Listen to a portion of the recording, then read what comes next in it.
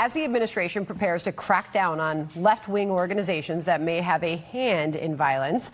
The State Department is now revoking visas from 6 foreigners who made incendiary remarks about Charlie Kirk. We've got Fox team coverage for you now. Jason Chaffetz here to break down the new ways the Trump administration plans to stamp out the violence. But first, let's get to our State Department and foreign policy correspondent Jillian Turner. She's live at the White House and has more on all of this for us. So, Jillian, how's the White House honoring Charlie Kirk today? Well, good afternoon to you, Sandra. Today's episode of the Charlie Kirk Show is airing live on X right now. Out of the White House, we're hearing from the vice president, the press secretary, a couple of other top officials here. They say it is another way for the president's inner circle to pay tribute to Charlie in the wake of his assassination. As you know, yesterday here in the Rose Garden, the president awarded Charlie the nation's top civilian honor, the Presidential Medal of Freedom. He presented it to his widow, Erica, on his behalf. The president credits Charlie with helping him capture America's youth vote, and he said he dropped literally everything to be here. I raced back halfway around the globe. I was going to call Erica and say, Erica, could you maybe move it to Friday? And I didn't have the courage to call. But you know why I didn't call? Because I heard today was Charlie's birthday. And I said, that was a definite. And I said, we're going to have to forget about some of those very big, very rich countries that expected me to be there.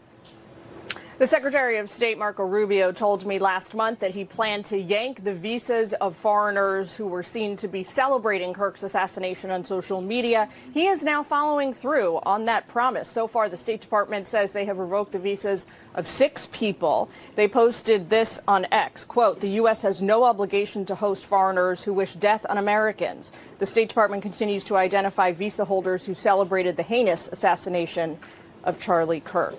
So White House official a moment ago here tells us the focus this afternoon is going to be back on the president's crime crackdown. He's going to be joined by the FBI director, Kash Patel, in the Oval Office for a public update on the moves across the country. This is what a life of a real FBI director looks like. At 4 o'clock in the morning, I start my coffee, and I check my Border Patrol app to see how many people I get to deport today. Skip the shower, fix my tie, and now I'm ready. On the way to work, I have a sensible donut, sip my coffee, and listen to the police scanner for any crime. At 6 o'clock, it's time to get to work. I walk through the Hoover building checking under the desk for anyone crying. Those people go straight to jail. At 12 o'clock, I have a lunch break. The leftover chicken marsala give me the energy to finish the day. At 1 o'clock, I like to call Adam Schiff's cell phone and play a recording of a clock ticking. At 5 o'clock, it is time to go home. I slap Dan Bongino's ass and say good game. When I get home, I eat more chicken marsala and then go to bed with my deck of cards. And that is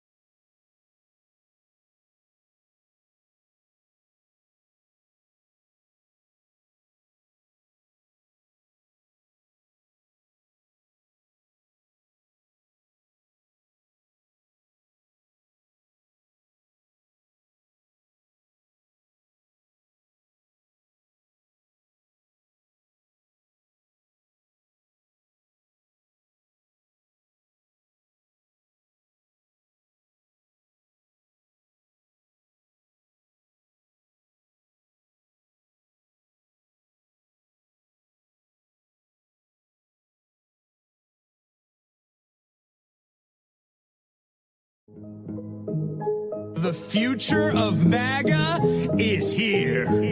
For Giotto Blow. This shit is Donald hot. Trump is your president. 2024, we coming back. Joe Biden in the crowd taking naps. And his son Hunter doing crack. Call me what you want, but don't call me a Democrat. They wanna put him in jail, but I write him in even if he's in a cell. I write you in. Y'all need the dead. I'm still coming through your hood in my red hat. I might buy a MAGA chain, let me call my jeweler. I'm exposing all these rhinos like I'm Lord Loomer. We still don't have the manifesto from the trans shooter. Your girl like AOC, I want a girl like Brad Cooper. Woo! Real MAGA gang, you know how I'm rocking. Trump train still going, no it ain't stopped. We going up, but they want us to fall like Joe Biden. Trump 2024, ain't no other option. Hey, red wave coming, let them know what's on the way. Tell them liberals I ain't giving up my two-way. They pushing genders in these schools, first we gotta pray. Then after that we say, Donald Trump is your president. 2024, we coming back. Joe Biden in the crowd taking naps. And his son Hunter doing crack. Call me what you want, but don't call me a Democrat.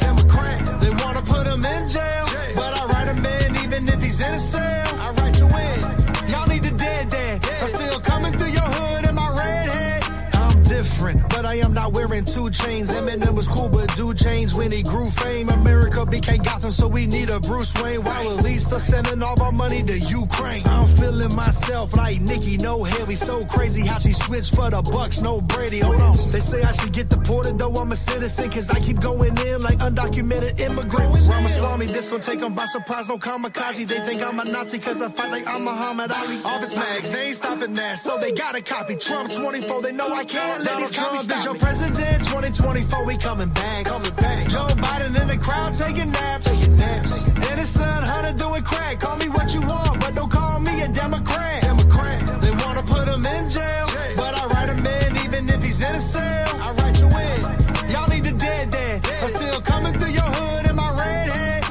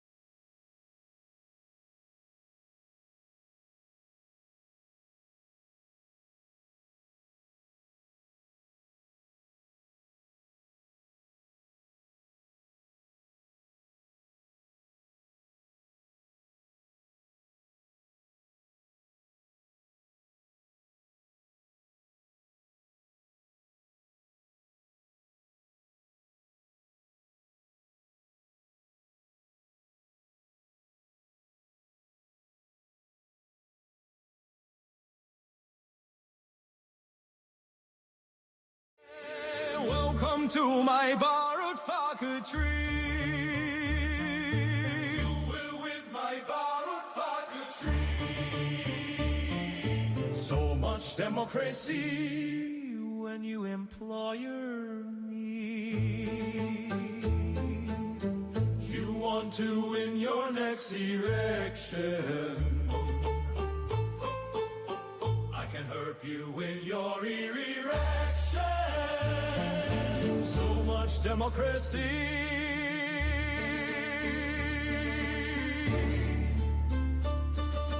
You will win with Margaret Thatcher.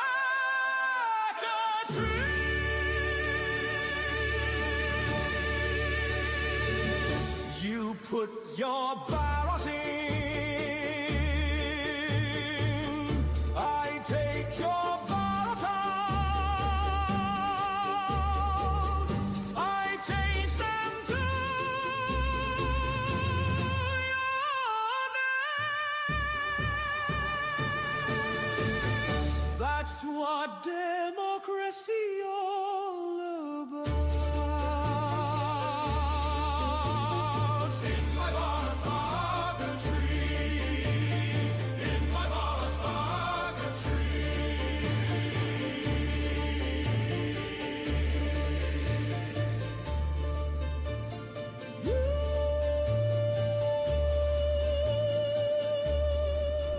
Found myself in a train at the station. When it hits home, I wanna be left alone.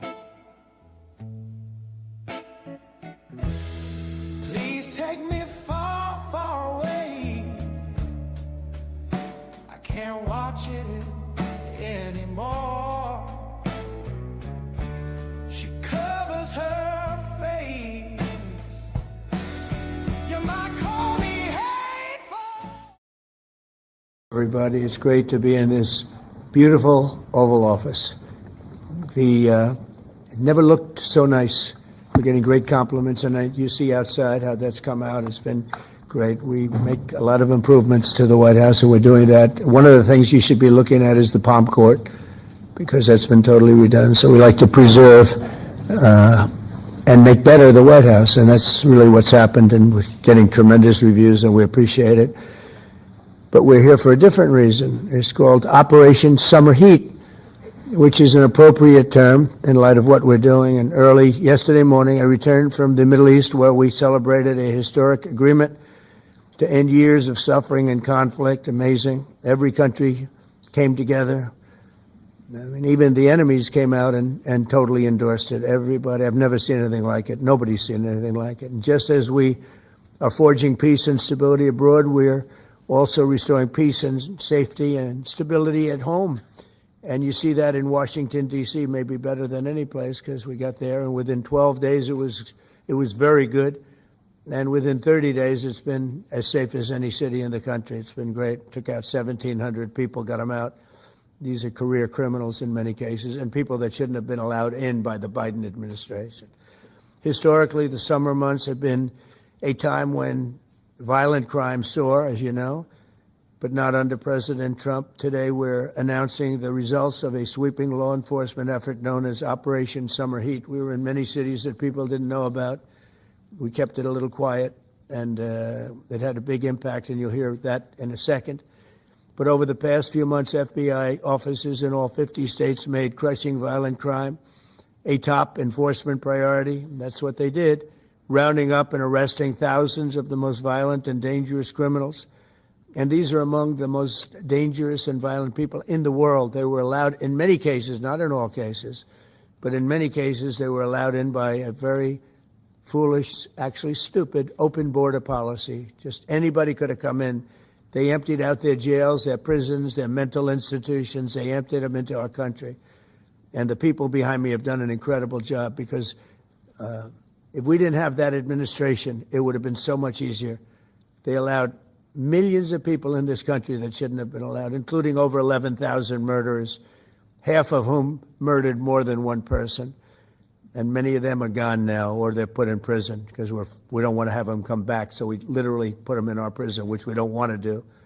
But we bring them back to their countries. Working with state and local partners, the FBI arrested over 8,000 violent criminals during the course of this period. In major cities like in New Orleans, Nashville, we saw a 250% increase in arrests. And we really went after the bad ones.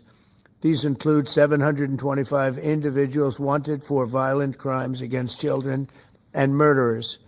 These arrests are in addition to the work of our historic federal task forces that Make D.C. Safe Task Force has been unbelievable. I mean, the job they've done, it's incredible. And it's been so nice because so many people, they're going out to dinner and they're having dinners. They didn't go out for 4 years. And now they're going out 3 times a week. The restaurants are opening. Restaurants are full. And usually that means a lot of good things. But restaurants that were closed are now opening up. And everybody's happy. It's nobody's ever seen anything like it, actually. And everybody feels safe. You can have a child walk right through the middle of Washington, D.C., and nothing's going to happen. We were losing more than one person a week in Washington. They're being killed on an average of over 1 a week. The Make D.C. Safe Task Force has been incredible. And the Make Memphis Safe Task Force is having very similar results. It's much earlier, but we've been there for a week and a half, but I'm hearing the results are pretty incredible, and you'll hear about that. They're mobilizing more than 20 federal agencies for the largest law enforcement operation targeting violent criminals in American history. As a result of these efforts, violent crime declined nearly 20% nationwide compared to the same period last year, and it was the safest and most peaceful summer in 2 decades. And honestly, we haven't really even gotten going yet. If we didn't have to fight all of these radical left governors, we could have had Chicago taken care of, as an example. They had, in a short period of time, 4,000 murders in Chicago, and we have to listen to this man stand up and say that we're bad people. And the people of Chicago are walking around with MAGA hats. You have women, beautiful black women, walking around with MAGA hats. Please let the president in, and we don't care how he does it. They're not interested in National Guard or Army, Navy, bring them in, Marines, bring in the Marines. They just want the crime to stop. And more so because of the success that we had in D.C. I think if we didn't have that success, nobody would even believe it. So I want to congratulate all of the incredible law enforcement professionals joining us today, especially Attorney General Pam Bondi, who's terrific, Deputy Attorney General Todd Blanche, who is a fantastic legal talent. He really is. He's a great guy, too. And, of course, FBI Director Kash Patel. They have worked so hard on this and other things. Since the start of the administration, the FBI has arrested over 23,000 violent criminals, more than double the number arrested in the final year of the Biden disaster. The FBI has also destroyed or severely disrupted more than 170 organized criminal enterprises and gangs, 1,600 of the most violent gangs, and confiscated over 6,000 illegal firearms. And they've tracked down and arrested 4 fugitives on the most wanted list, 4 of the most wanted. Actually, 2 of them were the most wanted fugitives in the world. There's still much more work to be done, which is why the FBI continues to work alongside the Department of Justice, the Department of Homeland Security, and the Department of War to defend. And Pete Hegseth has been fantastic, by the way, on this too, on other things, but on this too. To defend law and order and combat violent crime, arrest illegal aliens, and make American cities the safest in the world. And when I campaigned, I talked about crime, but I never knew that we were going to get into it like we did. You know, I mean, I used to watch these cities with the murders. Chicago recently had one deal where they had 11 murders in one weekend, and they said, well, yeah, but it was a holiday weekend. They actually told me that was the reason, like it was okay because it was a holiday. It was Labor Day. These people are the worst. They really have to, you better, I tell you what, the people in Chicago and the people in places like that can be fixed. At some point, it gets to where you can't fix it anymore. It's too far gone. And we have some cities like that.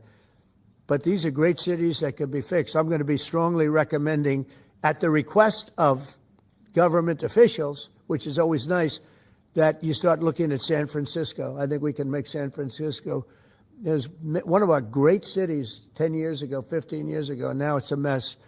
And we have great support in San Francisco, so I'd like to recommend that for inclusion, maybe in your next group. You'll get great support.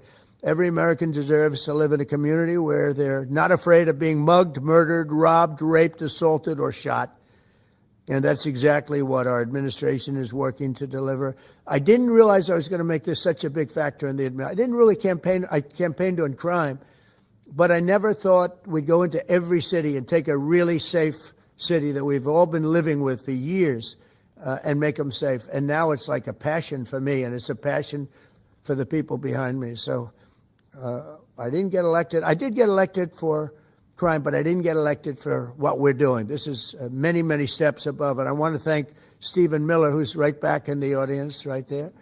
I'd love to have him. I love watching him on television. I'd love to have him come up and explain his true feelings. But maybe not his truest feelings. That might be going a little bit too far. But Stephen, thank you for doing an unbelievable job. And the people of this country love you, I tell you. And they love what you say about crime and stopping crime. So now I'd like to ask Director Patel to say a few words, and then Pam and Todd also. And I just want to congratulate them. This is an amazing thing. And we're just at the start. We're going to go into other cities that we're not talking about purposely. We're getting ready to go in. And when they go in, like Kash as an example told me that people didn't even know. 5 months ago, they went into Chicago, and they started doing a lot of work in Chicago. And we brought the numbers down a little bit. And but that really was just preparatory work for what we're going to do with the surge. We're going to have a surge of strong, good people, patriots, and they're going to go in, they straighten it all out. So a lot of these cities we're already working on, but we don't do it with a big flavor.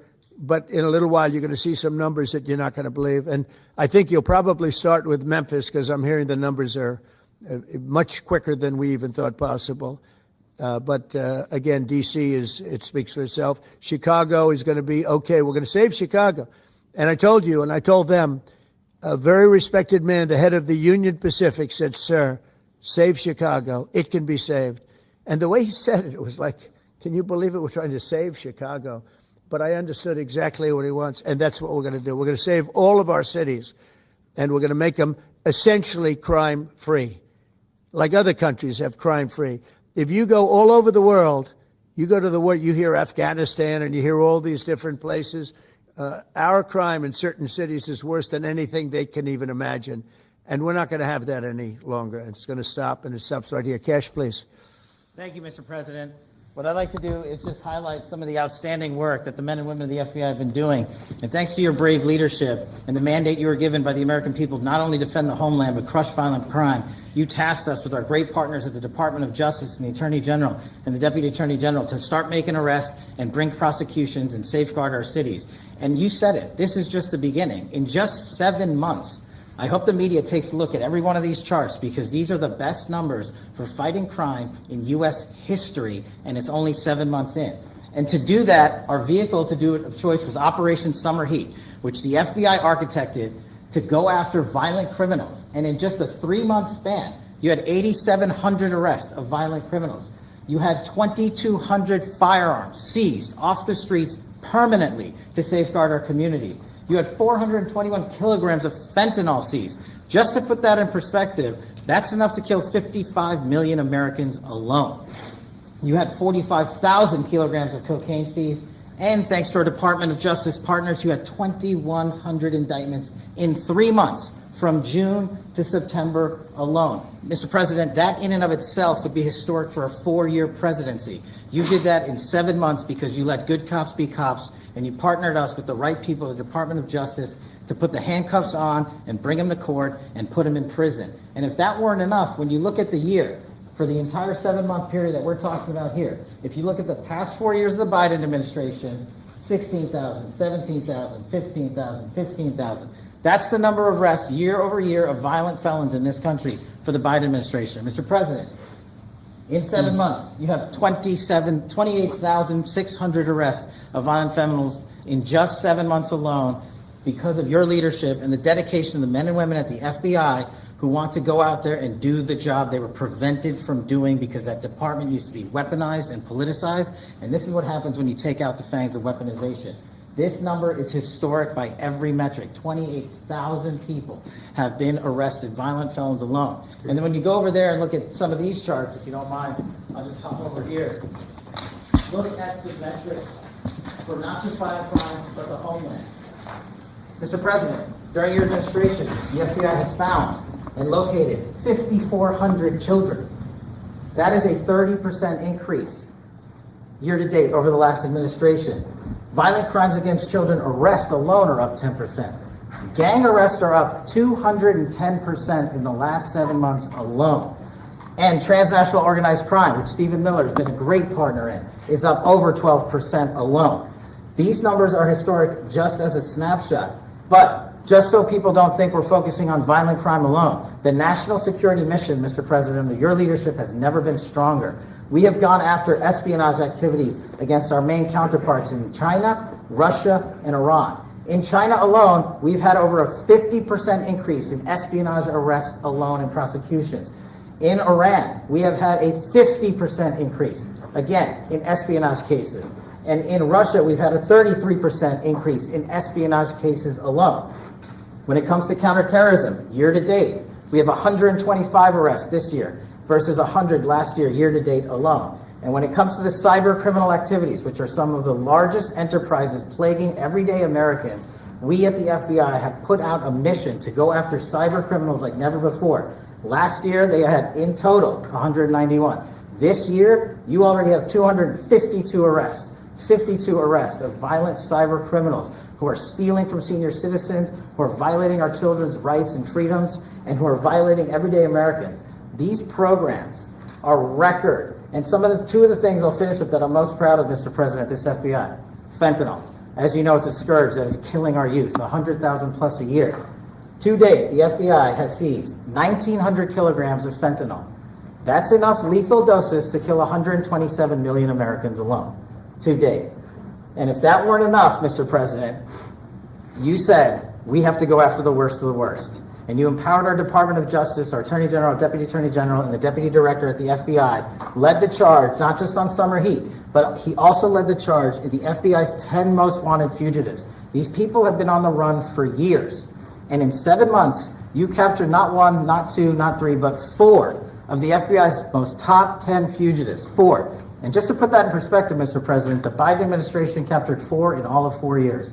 You're on 7, and we're going to get to 10. We're going to get to 10 of 10. This includes a lady who murdered her 6-year-old handicapped child and fled to India. We got her in 2 months. This includes a narco trafficker. This includes a sex trafficker. This includes another first-degree murderer and gangbanger. These people were on the run because of the prior administration's reckless policies that destroyed our communities, and you came in and with a mandate said, go after the worst of the worst.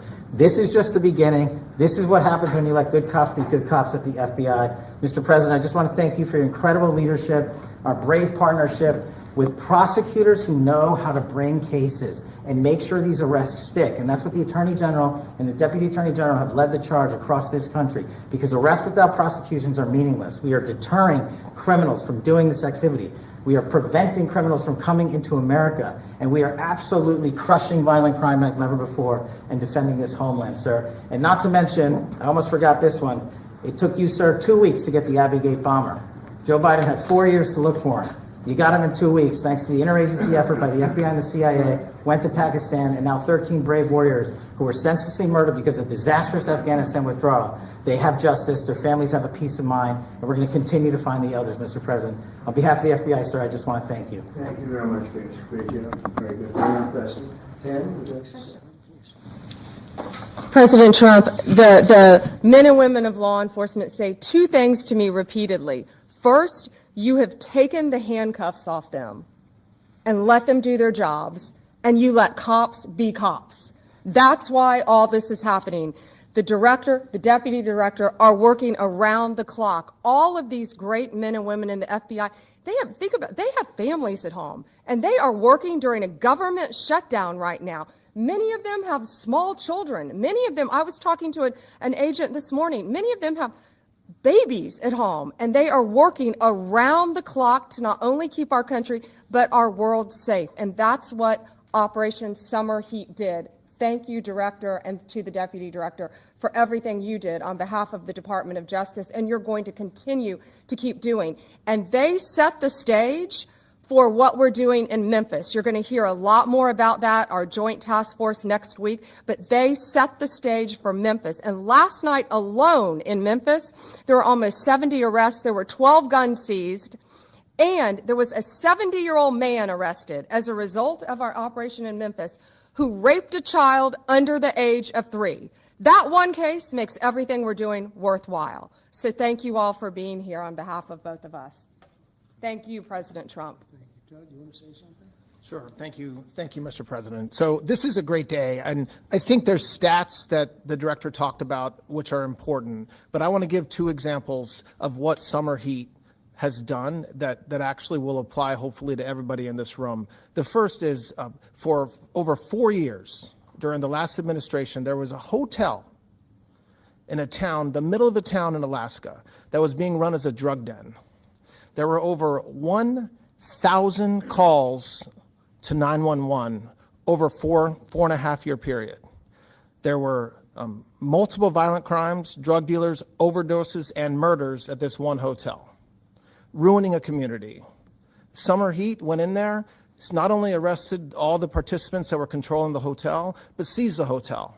And so that's one example of what Summer Heat means to everyday Americans that just want to live in peace. The second example is a large narcotics trafficking group that was selling fentanyl in the state of Washington. They were shipping fentanyl and using commercial aircraft, putting fentanyl pills and powder in suitcases, flying them from the southwest border, mostly Arizona, all the way to Washington. It had been going on for an extremely long time, and the entire organization was arrested. And I say those 2 examples because it's easy to look at the board and see 1,000 arrests. How much different is our communities now compared to the past 4 years? But there's actual life examples. Every one of these arrests means that our streets are safer, and that's because of the work of this administration, of President Trump and Director Patel. So I will tell you, Attorney General Bondi and I are together every day with Director Patel, figuring out ways that we can continue to do this work, and it's not going to stop. Like the Attorney General said, and like the President said, this is just the beginning, or phase 1, or a start, whatever you want to say, but it will continue on. So thank you, Mr. President, and thank you very much, Director Patel. And Mr. President, just one last thank you from the men and women at the FBI. You found a way to get these individuals paid during a government shutdown, our 1811 agents. So on behalf of the FBI, it's a great debt that we owe you, sir. They're now allowed to pay for their families, so thank you. And the military. Good. That's right. Thank you. Okay, thank you very much. Any questions, please? Brian, go ahead. First of all, I know the feedback I'm getting from the American people, they want to say thank you. Law and order is not an option in this country. It's a mandate. So I know the American people thank you for that. In terms of the guns that have been taken off the street, do you have a number of how many guns were taken away from someone that had a prior felony or a previous crime that perhaps we can prosecute that? Because I know that wasn't the case under Joe Biden. We don't take guns off the streets of people that are allowed to have guns. So every gun that we're taking off the street is because it belongs to somebody who is not allowed to have it. Could be a felon, could be somebody who hears illegally. There's all sorts of conditions. But if there's a gun taken off the streets by the FBI, it's because the person who has it is not allowed to. It's not somebody who's lawfully allowed to have it. So every single one of those guns were taken off of people that aren't allowed to have them. And not including the FBI, all of the other agencies. ATF alone since January 20th has removed over 25,000 illegal guns off our streets just since President Trump's been in office. And Mr. President, if I could follow up on that, could there be any further conversation to have national concealed carry applied to actual DC? Like if you had a driver's license in Texas and you had a permit, of course you could drive. Well, as you know, they've been talking about that for a long time. It's an interesting question. A lot of people feel strongly both ways, but we are talking about that, Brian. Thank you. Mr. President, on Venezuelan boats, I want to ask you, why not have the Coast Guard stop them, which it is empowered by law to do? This way you can confirm who's on the boat and ensure that they're doing what you suspect. Because we've been doing that for 30 years, and it has been totally ineffective. They have faster boats, Some of these boats are seriously, I mean, they're world-class speedboats, but they're not faster than missiles. But we've been trying to do that for years, and so much of the drugs, 25-30%, would come in through the seas. Right now we have, I would say, none coming in through the seas. In fact, I don't know about the fishing industry. If you want to go fishing, a lot of people aren't deciding to even go fishing. We've almost totally stopped it by sea. Now we'll stop it by land. What's the next step? But it never worked. It never worked when you did it in a very politically correct manner. What's the next step in this war on cartels, and are you considering options? Are you considering strikes on land? Well, I don't want to tell you exactly, but we are certainly looking at land now because we've got the sea very well under control. We've had a couple of days where there isn't a boat to be found, and that I view that as a good thing, not a bad thing. But we had tremendous amounts coming in by boats, by very expensive boats. You know, they have a lot of money, very fast, very expensive boats that were pretty big. And the way you look at it is every boat that we knock out, we save 25,000 American lives. So every time you see a boat and you feel badly, you say, wow, that's rough. It is rough, but if you lose 3 people and save 25,000 people, these are people that are killing our population. Every boat is saving 25,000 lives, and you can see it. The boats get hit, and you see that fentanyl all over the ocean. It's like floating in bags. It's all over the place, and it's a tremendous. We're saving tremendous amounts of lives. Yeah, Mr. President, on that issue, I know you've talked about. I have a question for you, and then I also have a question for Director Patel. I know you talked about having some distaste for Boston recently. Is this one of those cities that you might be looking into, and can you give us a hint about other cities that you might be? You're saying for where? For where? For Boston. Yeah. Well, Boston has a bad mayor who at least is a reasonable IQ person. You know, most of them are low IQ. But and they're so bad. I mean, what's going on in Chicago is just, you'd think the guy would say, hey, look, we have a problem, Mr. President. Could you come in and straighten it out? We could have that done in a month if we had their cooperation. It's going to be done anyway, but we could have it done in a month. Yeah, Boston, she's got 4 areas that are, wrong. And, somebody said, would we think about taking the World Cup away from Boston if they don't straighten it out? And the answer is yes, we have the right to do that with FIFA. So if we think that LA is going to be bad, or we think that applies a little bit to the Olympics too, but we'll talk about FIFA first. FIFA is very hot. If we think there's any reason that, whether it's Boston or anywhere else, that they're not doing their job, we're going to take those World Cup games and move them someplace else. Thank you. And then Director Patel, there's been so many conspiracy theories swirling around about the assassination of Charlie Kirk. Do you have any updates for us, especially in light of all the online content that everyone's been talking about? The only thing we deal with at the FBI and the Department of Justice is facts. And we delivered at record speed a manhunt to capture Charlie Kirk's alleged assassin in 33 hours.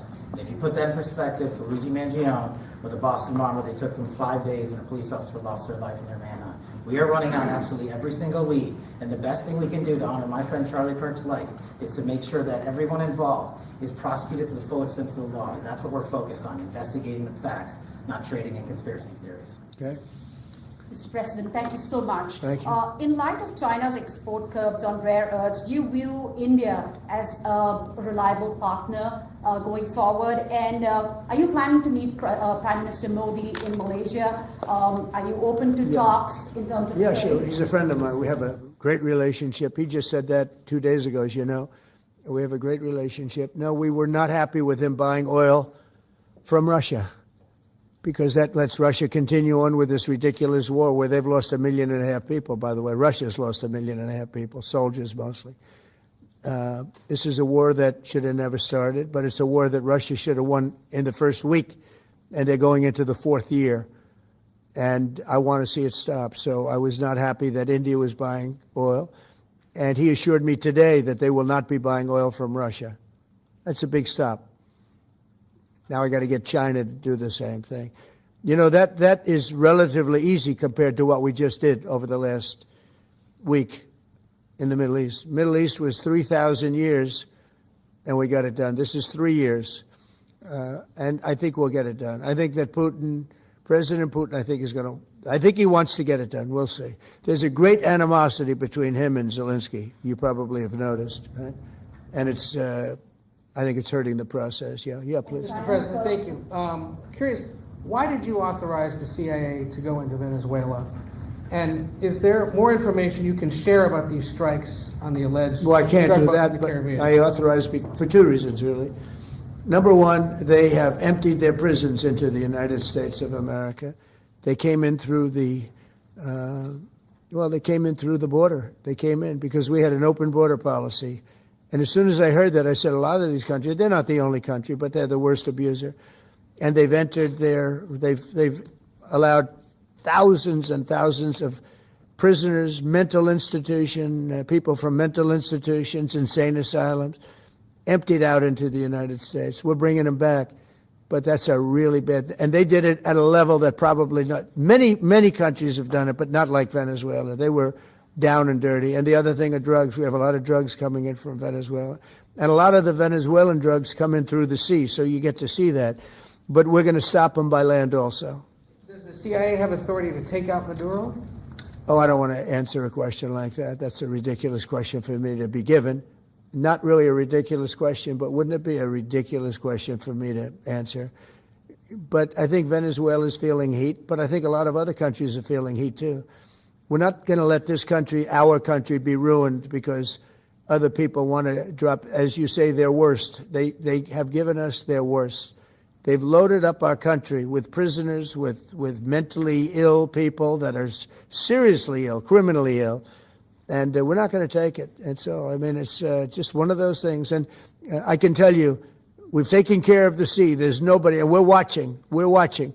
And if we see it, we'll save it. Yeah, please. On the ships, though, sir, there are Republicans and Democrats up on the Hill concerned that in the briefings they've gotten about those attacks, they're not necessarily getting information about who was on them and what exactly was on those ships. Can you ensure that? But they are given information that they were loaded up with drugs, and that's the thing that matters. When they're loaded up with drugs, they're fair game. And every one of those ships were, and they're not ships, they're boats, they're speedboats. They're extremely fast, record-setting type speedboats. They cost a lot of money, and they have a lot of money because they're drug sellers. But they know one thing, and they all have the same thing in common. There's drug dust. They call it drug dust. They call it fentanyl dust all over the boat after those bombs go off. And you can take along. Attack them, though, that there are We know before. We know when they go out. We know we have much information about each boat that goes out. Deep, strong information. Yeah, please. Sir, you're going to have Vladimir Zelensky here this week. What is your message at this stage of the war for him? And shy of tomahawks, To who is that? For Zelensky. Yeah. And shy of tomahawks for Ukraine. Are you considering other options, and will you speak with Vladimir Putin about No, that? we're looking at other options. We are. President Zelensky's coming in. I'm not a fan of the war. I'm not a fan of the way it started. It should have never happened. It wouldn't have started if I were president. The election was rigged. And because of that, we lost a lot of lives have been lost because of that war. Not American lives, but if I can save a lot of lives, that's why I'm in it. I want to save lives. I've had 8 wars. The Prime Minister of Pakistan got up the other day, said so beautifully, says, you saved millions of lives. He told that to a group of people right in this office. He said, the president saved millions of lives. And I think what he's referring to is the fact that that would have been with India nuclear war. That was getting very close. 7 planes, they don't talk about it, but 7 aircraft were shot down. In fact, we have the new ambassador to India right here. They're well represented. You better represent us, not them, okay?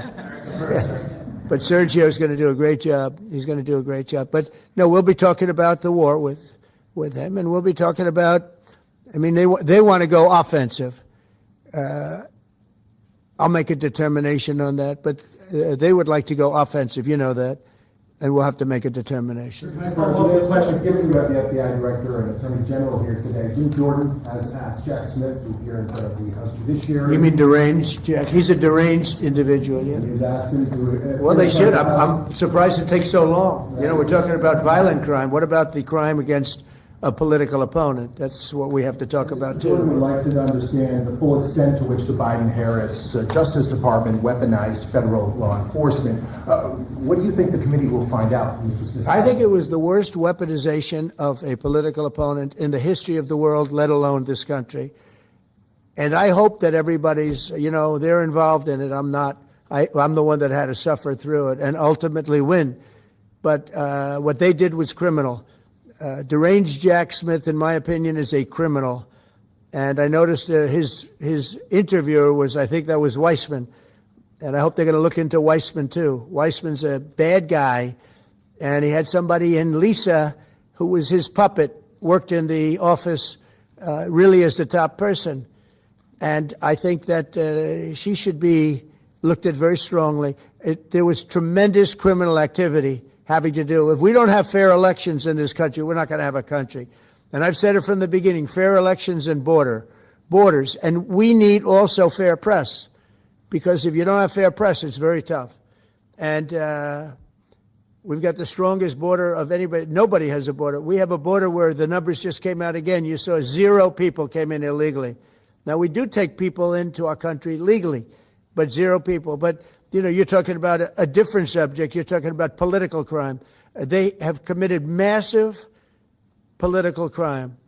I hope they're looking at Shifty Schiff. I hope they're looking at all these people. And I'm allowed to find out. I'm allowed to, you know, I'm, in theory, the chief law enforcement officer. But I have a very good, talented group. This is about something else. But I hope they're looking at political crime, because there's never been so much political crime against a political opponent as what I had to go through. They raided my house in Florida. It was an illegal raid.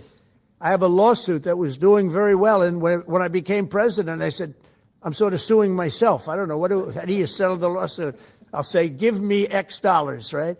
And I don't know what to do with the lawsuit. It's a great lawsuit. And now I won. It sort of looks bad. I'm suing myself, right? So I don't know. But that was a lawsuit that was very strong, very powerful. They raided illegally my house in Florida, Mar-a-Lago. They went through the drawers of my young son. They went through all of the cabinets and drawers of the First Lady. She walked in, she said, wow, what happened? Because she's very meticulous, and this wasn't so meticulous. As she looked into the drawers and she saw everything a mess. It's what they did against a person that just got out of office. And then you look at these corrupt people. You look at Hunter Biden. You look at the signature. As an example, the auto pen. I just signed so many different things. An admiral, a 4-star general. I'm signing them left and right, the commissions. And by the way, I want to compliment John Thune and also Mike, our great speaker. But John Thune, all of a sudden I'm getting these things by the hundreds. I was getting one every 2 weeks. It would have been 4 years before you got them in more. You would have had some that didn't even get in, all because of Democrat obstruction. So John Thune did a great job. I must have signed 200 into the administration. We're just about caught up. It's amazing. And so compliments to John. He had to do some things that were very tough to do that he didn't want to do, but he was forced to do it by the Democrats. And as far as the shutdown's concerned, this is a Democrat Schumer shutdown.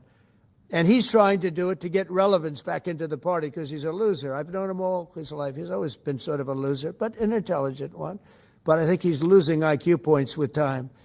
I think that happens. I hope it hasn't happened with me. I know if it did, you guys will let me know about it very quickly. Violent crime, sir. Here in D.C., a judge has given the 2 teenagers that beat up ex-Doge staffer Big Balls probation. That's incredible. And no jail time. Is this justice? Jeanine Pirro is doing a fantastic job, and she is beside herself because you have these radical left judges that they beat the hell out of this guy. And it was many people against this one guy who was really trying to protect his girlfriend. He didn't want his hooded over the door but they really beat him up badly. That just happened, right? Yeah, wow, that's terrible. I think the judge should be ashamed of himself. That's a big problem. You know, they can do their job and then they go into a court and the people are protected by these, I don't know where they come from. Where do these people come from? Where do the judges come from? I want to compliment on behalf of Pam and Todd and all of us because, Kash, I think that Jeanine has done a fantastic job. And the case I heard was like flawless. It's a flawless case. They have them on tape. They have everything. And then a judge gives them a little probation. These are rough guys. And they're young. And if that happens, they're going to grow up. They're going to be real bad. They're going to cause a lot of problems. Yeah, please. Go ahead. Sergio Gore has just gotten back from India. What were the conversations like with Prime Minister Modi and the other? I think they were great. He reported to me that he's a great man, you know. Modi is a great man, that he loves Trump. Now, I don't know if the word love, I don't want you to take that any different. I don't want to destroy his political career, okay? But you have to understand, I've watched India for years. It's an incredible country. And every single year you'd have a new leader. I mean, some would be in there for a few months. And this was year after year after year. And my friend has been there now for a long time. And he is. And he's assured me there will be no oil purchased from Russia. I don't know. Maybe that's a breaking story. Can I say that? Would you say? There will be no oil. He's not buying his oil from Russia. It started. You know, you can't do it immediately. It's a little bit of a process. But the process is going to be over with soon. And all we want from President Putin is stop this. Stop killing Ukrainians and stop killing Russians, because he's killing a lot of Russians. Again, it doesn't make him look good. It's a war that he should have won in 1 week, and he's now going into his 4th year. That does not make this big so-called war machine look good. But he could make a settlement. We're willing to settle. I thought we had a deal. The hatred of the two leaders is very, it's an obstacle. It's an obstacle. There's no question about it. But I thought we had a deal 2 months ago. Who would think I created peace in the Middle East and can't get the two guys to settle? But I think we'll get them. But if India doesn't buy oil, it makes it much easier. And they're not going to buy. They assured me they will. Within a short period of time, they will not be buying oil from Russia. And they'll go back to Russia after the war's over. Jennifer? On the shutdown, sir, are FBI officials being paid right now? Are all the FBI employees being paid, and are all the... Well, that's what I understand. I hope so. Thanks to your great work, Mr. President, the 1811 special agents at the FBI are going to receive their paychecks. Got a lot of people paid, actually. We got the people that we want paid, okay? And we want the FBI paid, we want the military paid. We got the people that we want paid. And I'll tell you, the Democrats, they don't talk about this. You know, we're getting rid of programs that we didn't like, but that were negotiated in, but we didn't like. We're terminating those programs, and they're going to be terminated on a permanent basis. And it's thousands of people, and it's billions of dollars. We're getting rid of a lot of things that we never wanted because of the fact that they made this stupid move. And they don't want to talk about it. You know, they have their day coming up. I hear very few people are going to be there, by the way. But they have their day coming up, and they want to have their day in the sun. But they should really make a deal. So what we're doing, I mean, they call him Darth Vader, but he's actually a very nice person, Russell Vogt. But Russell Vogt is really terminating tremendous numbers of Democrat projects. There's not only jobs, I mean, the project in Manhattan, the project in New York, it's billions and billions of dollars that Schumer has worked 20 years to get. It's terminated. Tell him it's terminated, Jennifer. All right. On Hamas, sir, what is your understanding of the pace of returning the deceased hostages? Are you pleased? Well, they're looking for them. Absolutely. They're looking. So we have the living hostages all back. They returned some more today. It's a gruesome process. I almost hate to talk about it. But they're digging. They're actually digging. There are areas where they're digging and they're finding a lot of bodies. Then they have to separate the bodies. You wouldn't believe this. And some of those bodies have been in there a long time. And some of them are under rubble. They have to remove rubble. But there are graves, and some are in tunnels that died in tunnels that are way down under the earth. And the tunnels are like 3 feet. Can you believe it? 3 feet high. They lived like this for a long period of time. It's a horrible atrocity. At the same time, we, meaning Israel, but I knew everything they were doing pretty much. I knew most of the things they were doing, but they've killed probably 70,000 of these people, Hamas. And I said, it's time now.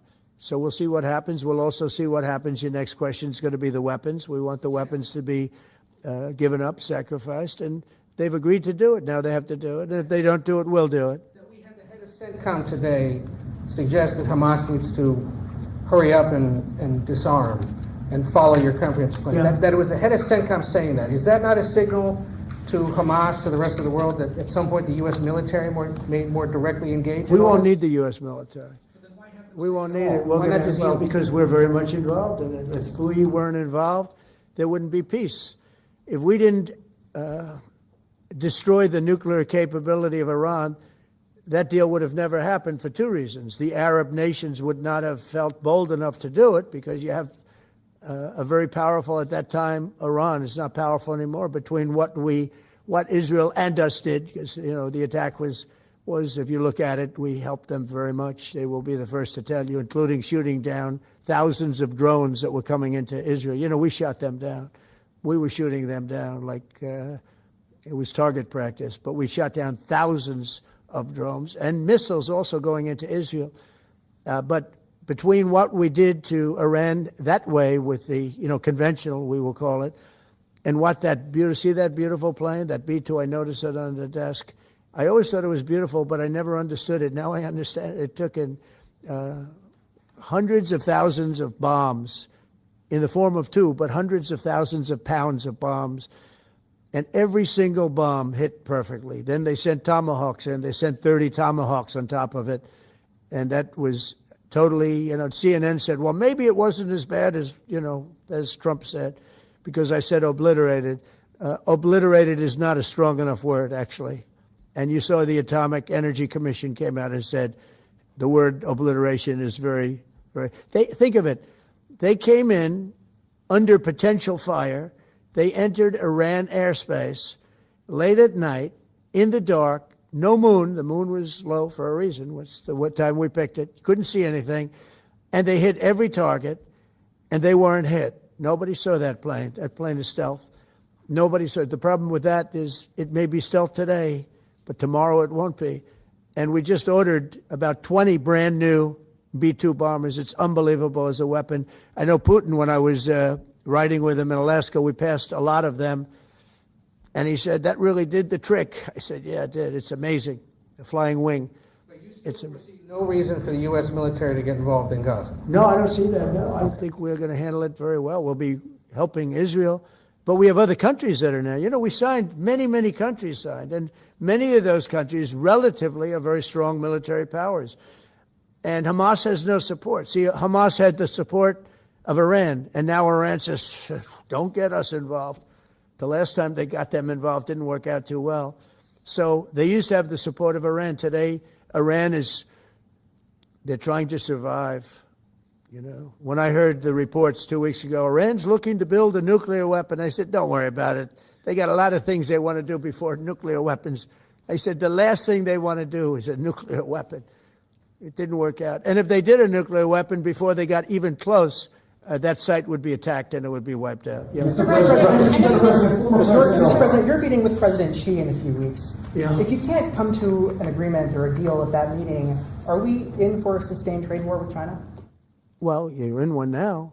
Look, we have 100% tariff. If we didn't have tariffs, we would be exposed as being a nothing. We would have no defense.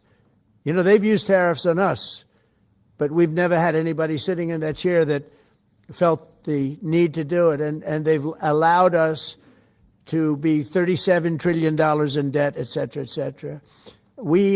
Tariffs are a very important tool for our defense, for our national security. If we don't have tariffs, we're not going to have national security. As an example, if you look at Pakistan and Iran, I told them I was in the midst of negotiating a trade deal with Iran, and Pakistan was going to be in line. And because of tariffs, they all want to negotiate much differently. We're making a good deal. And then I heard that they're shooting at each other. And I said during one of my conversations, are you guys going to go to war? Two nuclear powers. We are thinking about, I said, here's the deal. You go to war, I'm going to put a 200% tariff. I'm going to stop you from doing any business in the United States. I said it to both of them. Within 24 hours, the war ended. That would have been a nuclear war. And again, the Prime Minister of Pakistan, who was here 2 weeks ago, said that man saved many millions of lives in front of a whole group of people because he thought it was going to be war. But when it came to war or having to pay massive tariffs, the tariffs overrode. That's why it's so important. Not only the money, we're taking in trillions of dollars, not only the money, the power to keep peace, the power to be used for good is enormous. a lot of people didn't understand tariffs. It's also made us very rich. We have a big case coming up in the Supreme Court, and I will tell you, that's one of the most important cases in the history of our country. Because if we don't win that case, we will be a weakened, troubled, financial mess for many, many years to come. I don't even know if survivable is a good term. And if we do, we're going to be the most powerful economic country in the world. And all we're doing is using them as a defense against what took place for many years. China would charge us tariffs. It was incredible, but we weren't allowed to charge. We're allowed to do whatever we want. We just had presidents that didn't want to do it for whatever reason. And it was nothing. But of the 8 wars, I was saying 7, of the 8 wars, I would say tariffs are directly responsible for me ending 6 of them, 5 or 6. Without the tariffs, you have wars raging all over the world. With the tariffs, other than Russia, we have no wars out there. And we've made a lot of good friends, too. Tariffs are so important to our national security. If we don't have tariffs, we don't have national security. Our country would suffer a level that, because they're used so strongly on us. As an example, the European Union, they won't take our cars, they won't take our agriculture, they won't take anything, but they send their cars in, Mercedes, BMW, Volkswagen, by the millions. We don't send any cars. They don't take them. They were tariffing us out. Agricultural products, they don't take our agriculture. They want their farmers to do it. I understand that. But it was very unfair, and they were tariffing our product. They're keeping out by using tariffs. And we didn't use them, but I used them. And now we made one of the great deals with Europe. $650 billion they pay us. And we've evened it out. It's really a good thing to see. And you have to understand, they've all signed. Japan, South Korea. I mean, South Korea, $350 billion up front. Japan, $650 billion. And they've all agreed to it. They're all happy. But before, it was a total ripoff. And if we don't have the use of tariffs, we have no national security. This country will have no financial security, will not have national security. And the people that brought the lawsuit are people that are aligned with foreign nations that are now being treated fairly as opposed to just ripping us off and ripping us asunder. So, but if we are not allowed to use what other people use against us, there's no defense. It'll be a disaster for America. That's why I think I'm going to go to the Supreme Court to watch it. I've not done that, and I had some pretty big cases. I think it's one of the most important cases ever brought, because we will be defenseless against the world. Okay? Did you have one? Yes, please. Thank you, Mr. President. I want to ask you about the Georgia Senate race. I know it's very early, but there's several Republicans in that field that are vying for your endorsement. A lot of good people in that field. Yes. I know all of them, actually. I haven't made a decision on that, but you have some very good people in the Georgia Senate race. Well, Governor has endorsed. No, the governor has. He's spoken to me about it a lot. He likes that candidate a lot. And I understand that. I haven't made a decision yet. But I'm following that race very carefully. I think it's very important for Georgia to get a real senator, because the senator they have now is a horrible senator. He allows all the crime, all the borders. You have open borders. I mean, his whole philosophy is a disaster. That's not representative of the people of Georgia. I know the people of Georgia. I won Georgia 3 times, but they say twice. Okay, I won it very big the last time. And I won it big the first time. And I won it big the second time, but we had criminals that didn't allow. I mean, I hope they're going to go into that. I hope they go into the votes which are being stored in Fulton County and take a real look at those votes, okay? Because I won it the second time, too. But I know Georgia very well. I love Georgia. Those people are great, and they deserve a good senator, because the man they have now is a weak, ineffective person. Okay. President, I wonder what you make of By the way, you won Georgia 3 times. Yeah, I agree. Do you agree with me? I And do. He's the media. For someone that He's the spends media. a lot of time in Georgia, I believe you won that. I really have a question about You know, the word believe isn't strong enough, right? Yeah, You I know. there you go. It's true. I know I won too. We have the great Newt Gingrich. Newt, you agree with us? Good. Otherwise, I'd have him dismissed immediately from the room. You know, his wife, as you know, is becoming an ambassador to a great country, Callista. So congratulations. And we're going to take a picture. And the only reason I'm doing it, he speaks so well of me. He said, I'll go down as the greatest president in history. And then he blew it. He said, I'm not sure if I put him above Washington or Lincoln. So I'm not that happy about that, dude. I've got a question about the weaponization of the DOJ. The media often says your department is weaponizing the DOJ. Yeah, that's the opposite. It's the opposite. Todd, you represented President Trump and probably the greatest weaponization of the DOJ by Alvin Bragg. You know firsthand, if you can describe what you saw under the Biden administration and how they weaponized the DOJ. Well, I mean, I think it's hard to describe what happened in those last 4 years against President Trump. Alvin Bragg, a local prosecutor, his office staffed by somebody from DOJ. Jack Smith, picked as a special counselor, staffs his entire office with DOJ prosecutors. And then there are countless things that happened, all in writing, most of them on the docket, that require no explanation except a complete abomination of the place that the Attorney General and I run now, and Director Patel. So when people talk about this department weaponizing, it's embarrassing. Because there's no scenario in which you can look at what we're doing, restoring justice, doing the right thing in every single case, and say that that's weaponization, and yet remain eerily silent about what happened for the past 3 years. I mean, you read these articles and giggle, because it cannot be true that people really think that what they did to him, not once, not twice, I'm still counting 3, 4 times, but we're the ones that are weaponizing. So this man is not weaponizing the Department of Justice. We're not weaponizing the Department of Justice. It's the opposite. I mean, and also, nobody questions what I'm saying because it's true, because we all lived the past 4 years. So listen. They never want to bring up the details, but I watch the fake news, and he's weaponized, and he wants to send them to prison. He wants all this. They indicted me like 5 times. I took a mug shot. Who would have thought it turned out to my favor? Because it was a good shot. But I had to take a mug shot. It's right out there on the door. New York Post, front page of every paper in the world. I had a mug shot. They wanted to send me, nobody says that.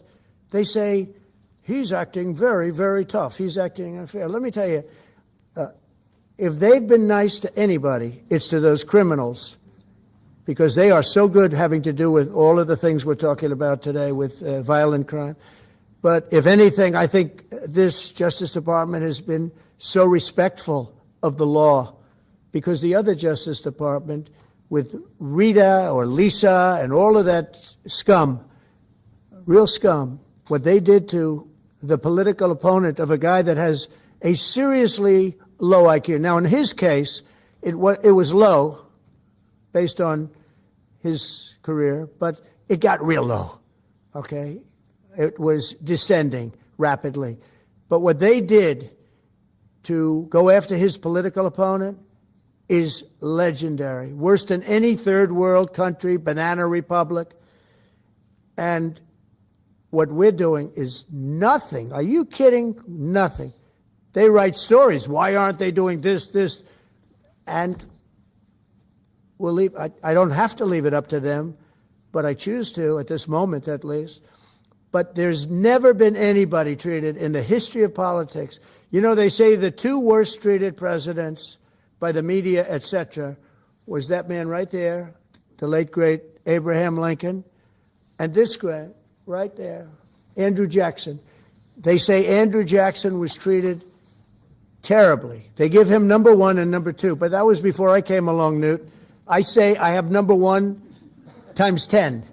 Nobody's been treated like I've been treated. And I did a great job. You know, we had a great first term. And we had one of the most successful economies in history, et cetera. I rebuilt the military. We did a tremendous amount.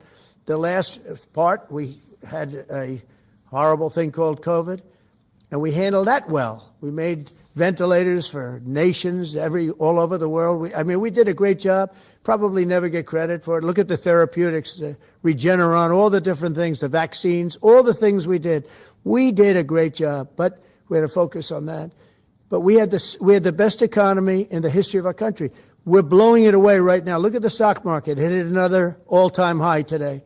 That's 48 days out of the few days that I've served. 48 days have already hit record highs. And we have, maybe most importantly, the number, we have now, I was saying 17, it's over $18 trillion is being poured into our country. It's because of the election and because of tariffs. Without the tariffs, you wouldn't have probably 18 cents. It's because of the tariffs, because there are no tariffs if they build in our country. And they understand that. So we have medical companies coming over. We have the AI. We're dominating China in AI. Everybody said that's impossible. We're dominating. I'm letting these massive plants build their own electric generating plants. They're becoming utilities in addition to everything. Maybe they'll make more money with that. Who knows? But they're building their own electric because we have an old grid. You wouldn't be able to do that. And we're dominating China. We're dominating with AI, which seems to be the new big thing. That's the new internet. That's the new whatever. So we're very happy with the job we're doing. I'm very happy with the job they're doing. But when you tell me about attacking a political opponent, there's never been, and I'm a legitimate opponent. I watch my son. He's got the #1 best-selling book now. My son, Eric, is a wonderful kid. That guy spent so much time with subpoenas. He got more subpoenas than anybody in the history of our country. Think of it. And he's an innocent, good boy. He's a good kid. He's always been a good kid. All of my children are good. They went through hell. My children went through federal grand juries on a hoax. Think of it. You have Adam Schiff and Hillary Clinton and others make up a hoax and then wanting to so they know it's a hoax, and they go before the press, say Donald Trump Jr. will go to jail because of what he's done with Russia. I'll never forget, I get a call from my son, Don, and he said, Dad, I'm being accused of something with Russia. I don't know anything about Russia. He didn't know anything about. Think of it, how bad they are. They say he'll go to prison for the rest of his life. He knew nothing about it. On a hoax, the Russian hoax, Russia hoax, on a story that they made up. And they made it up in order to explain why Hillary Clinton lost an election that she lost by pretty good numbers. The second one, actually the second one was even better, but the third one, this one was too big to rig. It was just too big to rig. They would have rigged. They tried to rig it. But think of it. They want to send my children to jail, but they were after Don in particular. I'll never forget Adam Shifty Schiff, a total crooked guy, lying in Congress, making up a phone conversation that I have with you, totally made up. Then when he heard it was taped, he wanted to disappear. And Nancy Pelosi went crazy because they wanted to impeach me based on the conversation that was made up. When they heard the tape, everybody, I won it unanimously in the Republican Party. I got every single vote, something that never happens, and I beat it. But think of it, they want to put my son in jail for something that they made up. So they know they made it up. And they say he will serve the rest of his life in prison. These are sick, bad people. And don't tell me about us going after them. If anything, we've been very, very soft. I wouldn't be that soft, I'll tell you that. Thank you very much, everybody. Let's go. Thanks, guys. Thank you. Thanks, guys. Thank you very much. Thanks, guys. Let's go. Thank you, guys. Let's keep it going. Thanks, guys. Take a look. Location. Thank you, guys. It's going to be a beautiful Thanks, guys. Let's go. Back up. Let's go. Thanks, guys. This is what a life of a real FBI director looks like. At 4 o'clock in the morning, I start my coffee and I check my Border Patrol app to see how many people I get to deport today. Skip the shower, fix my tie, and now I'm ready. On the way to work, I have a sensible donut, sip my coffee, and listen to the police scanner for any crime. At 6 o'clock, it's time to get to work. I walk through the Hoover building checking under the desk for anyone crying. Those people go straight to jail. At 12 o'clock, I have a lunch break. The The leftover chicken marsala give me the energy to finish the day. At 1 o'clock, I like to call Adam Schiff's cell phone and play a recording of a clock ticking. At 5 o'clock, it is time to go home. I slap Dan Bongino's ass and say good game. When I get home, I eat more chicken marsala and then go to bed with my deck of cards. And that is... The biggest ships in the sea, all owned by the oldest kings. And their dying legacy, media deal weeds. Soon will the penny show come to mind. The salt from lives for fun. Leave the gold and bring the gun. We sail for number one.